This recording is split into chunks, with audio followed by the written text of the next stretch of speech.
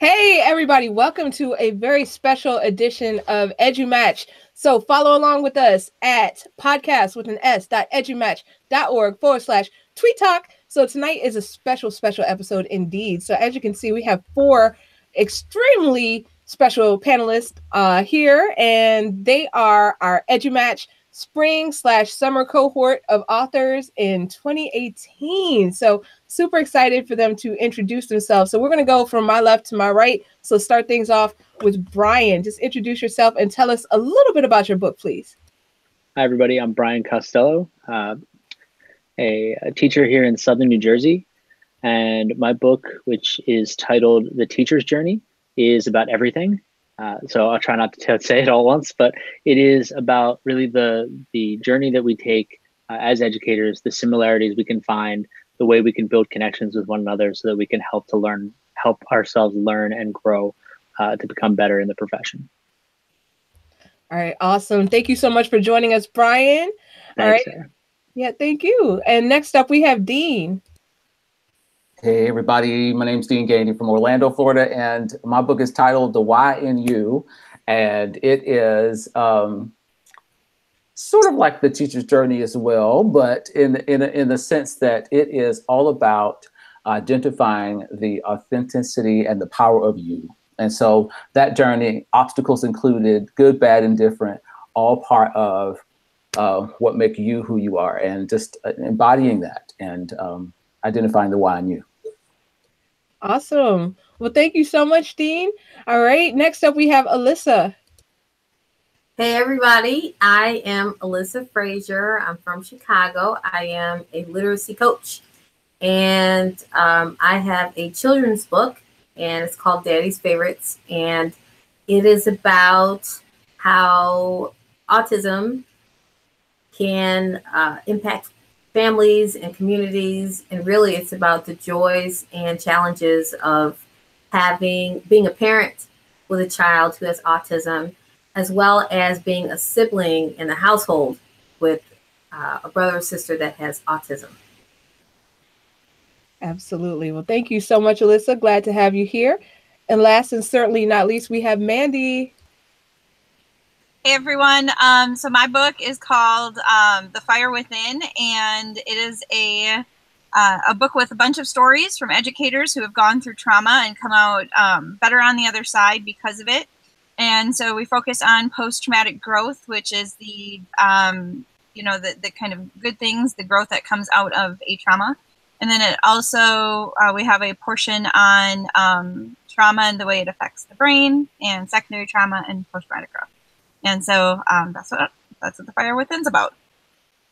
Well, awesome. Well, thank you so much for being here, Mandy. So y'all heard we have some amazing stuff coming your way. So without any further ado, we are going to kick things off with questions. So we're going to do this round robin style. We crowdsource the questions from the panelists themselves with a little bit thrown in from me. But we're going to start things off with question one. So we'll go round robin style. So we started off intros with Brian. So we're going to start off this first question with Dean. So if your book became a movie, who would you wish to star in the leading role and why?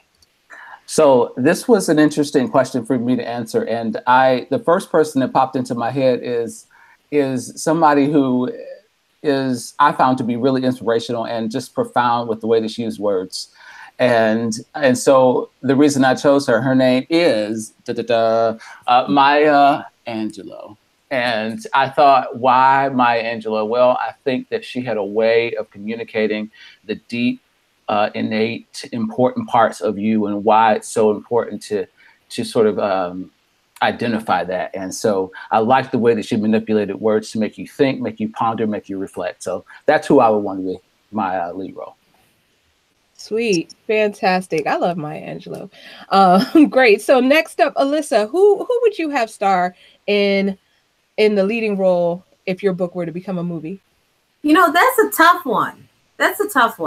And because there are so many young Black actresses that are now kind of coming up. And I think that there's definitely going to be a kind of a new crop, for lack of a better word, of actresses that are coming out. But I'm going to throw a monkey wrench in there and tell you that I would really love for it to not just be an actress. I would love for it to be someone who's like been through, not just an actress, but someone who's had a connection in some way. So I couldn't put my finger on who I would want it definitely to be, but I guess the parameters again would just be someone who has known someone or someone who's been impacted kind of secondarily by autism in some way. And that's going to take a little bit more digging to find out, but I wouldn't want it to be just a stock or somebody fantastic that we know. Okay, good answer. I like that. I like that. All right, great. Mandy, how about for you? Honestly, if my book got turned into a movie, I would just be so thrilled with the prospect. I don't really care who plays anybody. The person who plays me, as long as they're hot, I'm good. I'm okay with that. But it's such a huge collection of stories that there would have to be lots of people. So I'll take like Jennifer Aniston, Tom Cruise. We'll get them all on there as long as, someone's willing to make it into a movie. That would be amazing. All right, cool. I can dig it. I can definitely dig that. All right, awesome. Brian, how about you? So because my book follows like this arc of journey from beginning to end, there's so much distance in time. So what I'd really like is to have some established stars play the teachers who we follow, the teacher heroes we follow when they're in their master teacher level, and then some new people, undiscovered stars, so to speak, who are the people starting out. I think that would be really, really symbolic and poetic of the whole idea of the book, because you have these young people who are developing and growing, and these excellent master actors who are then helping them foster their growth, and they kind of play each other as they go forward. So I think I'd want to see. It doesn't really matter because there's so many really awesome people in the book whose stories we follow. I just want to see new young people coming up, and then the master class of actors kind of helping shepherd them in. I like that. Okay, cool. So kind of parallel to your book, but with actors. Love it. All right, cool, fantastic. So moving on to the second question. So we're going to kick it off with Alyssa, but the question is, what was your motivation for writing your book? So what was your motivation, Alyssa, for writing your book? Oh my goodness. Okay, so I'm going to condense it. I, as an educator, I was always and am a recovering A+++ teacher, like A personality, got to get everything right. And when I had my boys, my first son, I was really kind of like, oh my goodness, this thing that he's going through, it will pass. And I was kind of like, just fix it, just do this, and we'll be okay. And then when I had my second son, and he was diagnosed with autism, me and my husband were kind of like, whoa, put on the brakes. We have to really dive into how we see ourselves as parents. Like, how are we going to parent? How are we going to kind of not just go through and take care of business and get everything done? How are we going to look at the challenges that we're now facing, having to think in a different way and love in a different way, and look at ourselves in a different way, and how are we going to do things different? And so I began to be kind of a different teacher, because I began to kind of really, really look at children with exceptionalities, and how I could kind of bring out what I knew, what was there. So that was part of the inspiration. And then also noticing that having two sons with autism, we were kind of overdoing everything, because we were kind of overcompensating by thinking, oh my goodness. And so we had to reel it back and say, wait a second, we've got other kids that are kind of over here chopped liver. And so really the book was born out of us just really seeing the joys, and really just being honest about some of the challenges that we face. but also looking at the rest of our children and saying, hey, you guys are fantastic as well. And just making sure that there's a thing as an educator where you have all these different kids in your class and you want to, you know, like meet all their needs and do everything you can. And we, as teachers, we want to heal. We want to just do so much. And sometimes the kids who are right next to those kids that we kind of zone in on, we kind of miss them a little bit. And we don't mean to miss them, but we miss them a little bit. And so my motivation was really twofold. As a professional, just looking and saying, oh my gosh, how has my perception changed? How do I reach all my learners? And then as a parent, saying, you know, how am I making sure that I'm showing love to all my children? And then also making sure that I kind of take the good, you know, with the bad, you know. So if we have a bad day or we have a couple of meltdowns, then we say, hey, there's a new day. And then even in the meltdowns, just really seeing the fantastic things in life. So, you know, a lot for motivation. Yeah, absolutely. Wow. So that's really, really inspiring. Cool. Thank you for sharing that. And Mandy, how about you? What was your inspiration? Mine actually started from a conversation with Tara Martin on the way home from ISTE. And her and I were sitting next to each other on one of our connecting flights and having a conversation about the reasons that we got into education. And both of them were, although our experiences are different, our kind of the basis of them was similar, that we had gone through a trauma. And, you know, one of the things that we picked out from there, some of the characteristics we picked out from there, we subsequently used with students. It's what drives us. And so it was really the first time, I think, in my whole life that sitting down and talking to somebody, I didn't feel like I was embarrassed of what I had experienced, and that I didn't feel just bad. You know, I just didn't feel bad about some of the traits that I had due to going through something that traditionally would be seen as kind of embarrassing. You know, having a trauma and coming out with post-traumatic stress disorder and those types of things. And since then have taken a special interest in educators and their mental health.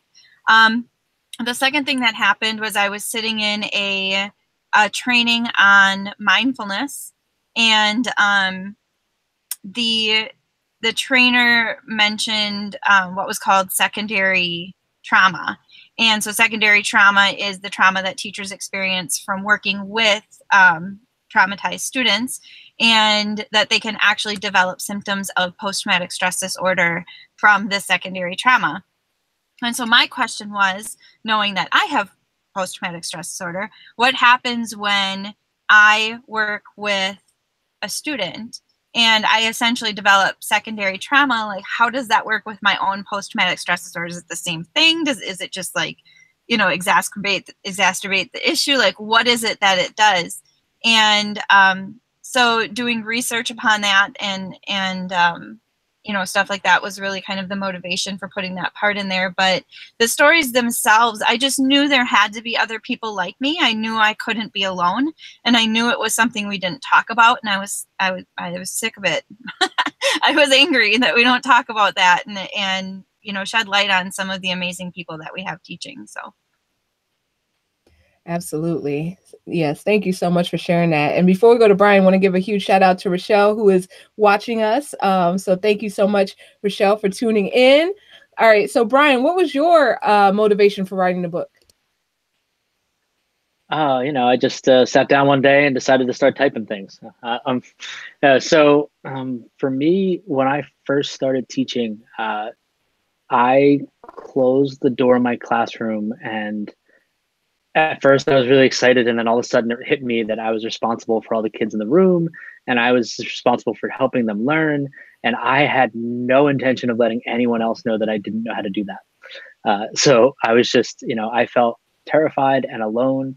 And as I grew, I got better and I survived. Even though there are people in your building and people that you work with that are there for you, I didn't feel like I had the right level of support. I didn't feel like I was getting what would have made my early years successful. I felt like I survived them rather than, excelled. And then the more I talked to other people, the more I realized that my story was so similar to so many other people's stories. And as I've developed the understandings and learning about mentoring and professional development and how we grow as educators and how we can grow as people, I realized that we don't do enough for each other. And so I wanted to find a way to share that message of how we can give back, in a way that doesn't take away from ourselves, that doesn't take away from our own health, stability, wellness, and successful teaching, but at the same time promotes successful growth for everybody else, so that other people don't have that feeling that I had when I started teaching, where I didn't want to tell anybody that I didn't know what to do, that I needed help. That's not a feeling, that's not a culture that should happen. And yet in education, it's more the norm than the exception. Yeah, that is very, very true. So, okay. All right. Well, thank you for sharing that. And Dean, how about you? What was your motivation for writing the book? So I started blogging around May of 2015 for the first time, as I was getting connected and building a PLN and all of that. And so I found that through my blogging, it was really an expression of my heart, an expression of who I am, my thought process when it comes to certain topics. It really became a passion for me to express those kinds of things. And I know that who I am, including all of my experiences, whether they were positive, whether they were not so positive, I know they make me who I am. And so I am who I am today because of all of my experiences. And there's such a power that comes when you know that everything that you've gone through, every path you've walked down has somehow affected or impacted you. And I believe that even though not every situation looks positive, there is positive in it. And so when you really understand how important it is for you to be you, I started to say, okay, what message can I bring? What can I share? What can I say with respect to all of my experiences? And I've had many of them in my few years of living on this earth, and way back from being in school. And so I think I wanted this to be an inspirational kind of thing. I wanted to be able to say or to give examples of my experiences and show how through my experiences I have been able to rise above everything that I might have gone through, good or bad, and become me. And I know that I'm a better me today than I was 15 years ago. And that's because I was able to push past, those things that were not necessarily the best experiences for me. And I was also able to continue to persevere, to understand who I was. And so the power of you, the why in you, asking those questions and reflecting on, okay, well, I know that perhaps I may not be like everybody else, but there's something in me that they might need. There's something in me that somebody else might be waiting for. And so that was kind of how that book was birthed, was why do I do what we do? So. Absolutely. So finding out why, I love it. Great. All right. So for our next question, we're going to kick this off with Mandy. So what did you learn through the process of writing your book? So what was like what were a couple things that you learned during the writing of your book? So originally the book was an idea, and it really turned into more of like a passion project. It was insane to me, first of all, the number of people who were willing to share their stories, no matter how traumatizing they were, that they were willing to share. And I'm so proud of the contributors that we have in the book for sharing their stories, because all of them are very, very personal, and the hurt from them is deeply rooted. So one of the things that I learned was as people started to write, they would message me and say that a few things were happening. They were getting writer's block, or a lot of them have post-traumatic stress disorder that was acting up. Something was happening. They couldn't get through their writing. They couldn't find the way that they wanted to go. And I was speaking with my friend Kevin Honeycutt, who is he has his own book that he's written about his childhood. And I said to him, I don't know what to do. I'm not a counselor, and people are calling me saying I'm stuck and I need to go back into counseling because I'm writing this down. And he said to me, tell them to write it all down, get everything out, just spew it out onto the page. And when they're done, get rid of it. Doesn't matter what you do with it, crumple it up, burn it, whatever it is you want, get rid of it and start again. And so what it really showed me was the power of taking the time to put experiences into words, that even if you think them, it's not actually the same when you write them down.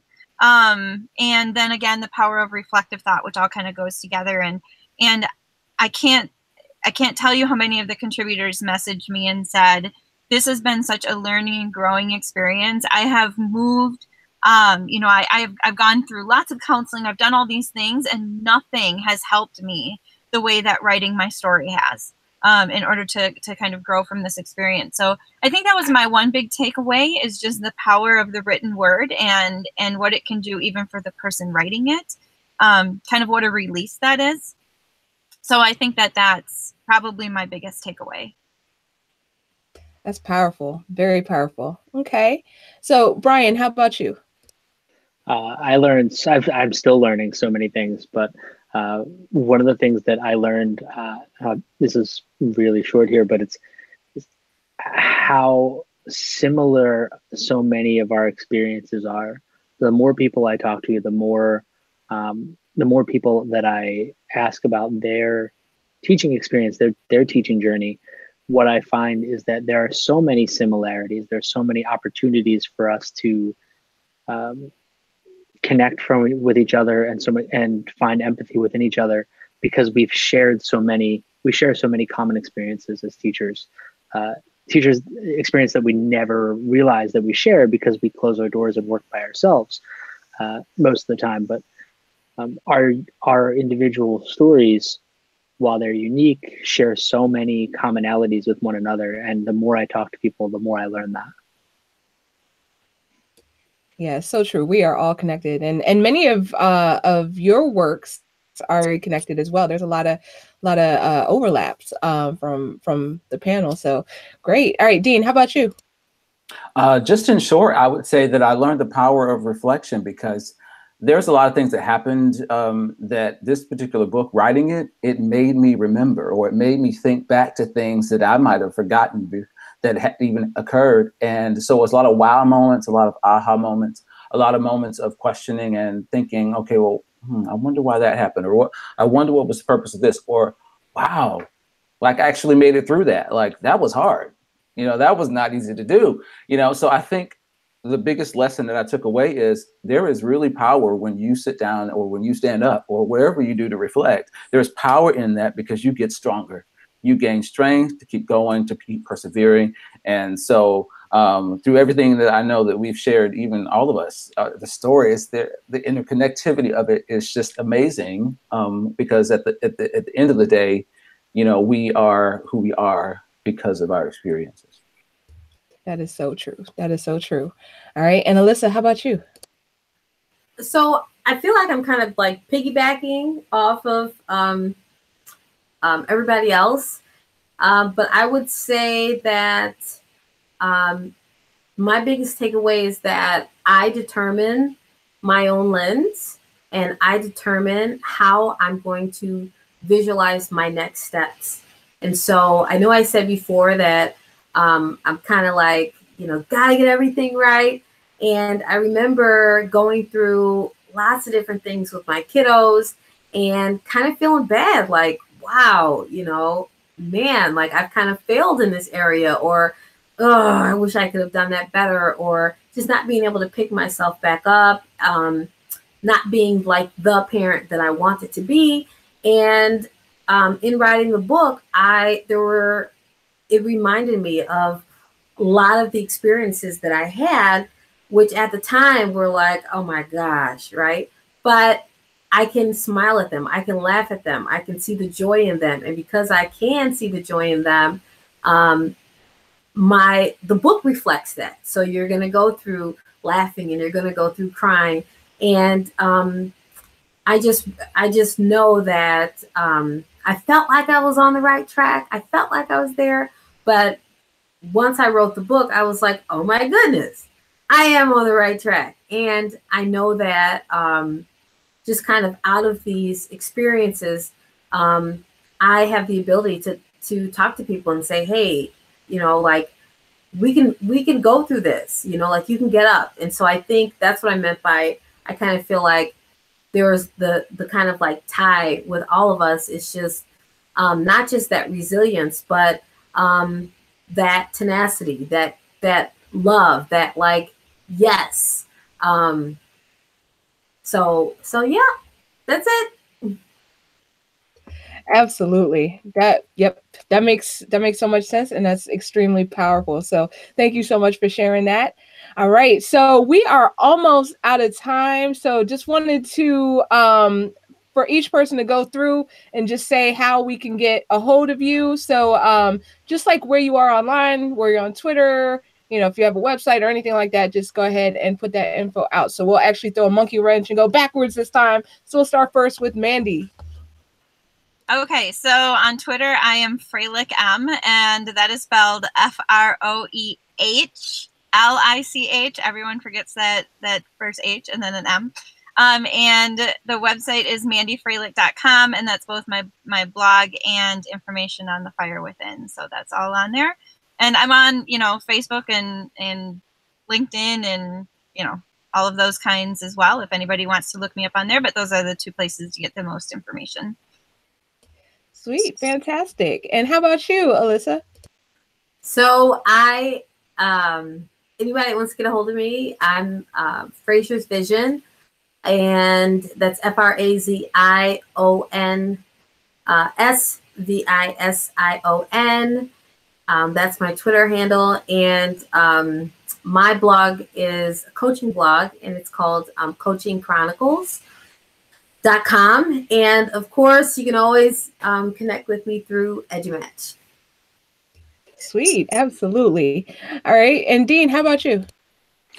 Well, like everybody else, I'm definitely on Twitter at Dean_Gainey. Also, DeanGainey.com, which actually has information there about the YNU as well as many other wonderful things. I maybe sing a song here or there and all that wonderful stuff too. But feel free to reach out. I'm also on Facebook and Instagram, but hey, those are probably the main places that I mentioned that you can find me. All right. Very cool. Very cool. And Brian, how about you? So like everybody else, like I said, find me on Twitter at BTCostello05. Don't forget the 05. That other guy hates me.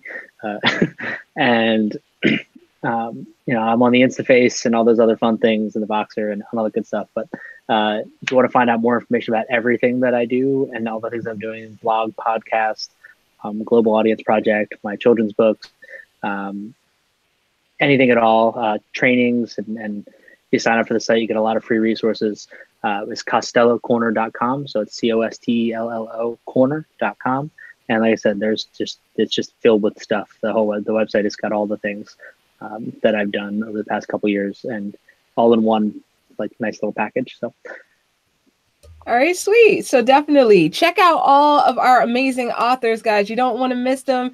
And also, you want to tune in on Wednesday at 7 Eastern. And we're going to have Dean back on, and he's going to be talking more about the YNU, which will be launched Monday, April 2nd. So definitely get ready for that. It's going to be a fun day full of prizes, giveaways, cool things like that. So tune back in, and for more info on the EduMatch authors, the ones you see here, as well as others who are coming shortly, then check out edumatch.org/books, and we will be updating that with links and all kinds of cool stuff, as well as more info leading directly to the pages that our authors mentioned. So everybody, thank you so much for tuning in, and we hope to see you on Wednesday. So have a great night.